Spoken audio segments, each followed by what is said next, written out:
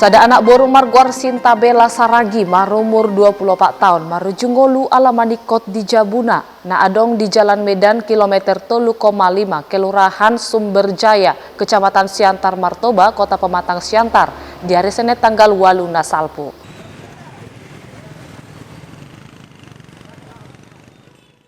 Apala songgot dorohanina torasna marnida borunai naung arbing dirahut tali di bagasan Jabuna. Hati hai saya digorai na torasna do borunai ibana sia duru alai dang mar alus. Ditili inatai masia duru jala di bereng manunga arbing borunai manikot di bagasan Cabui. Pitor dijo inatai ma polisi huhut saya mangangguki laos marpungu mana torok marnida namasai. Dung sahat polisi tu Cabui dibuan mapake na tu rumah sakit. Jala dipasahat mata keluarga asa ditanum bake ni anak borui dohot denggan. Mungkin ada masalah pribadi atau yang bagaimana, orang tuanya pun tadi sempat nggak paham karena apa, jadi makanya belum ketahuan karena apa.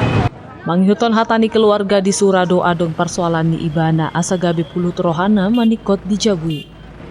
Sian Siatar Toba TV mabaritahon.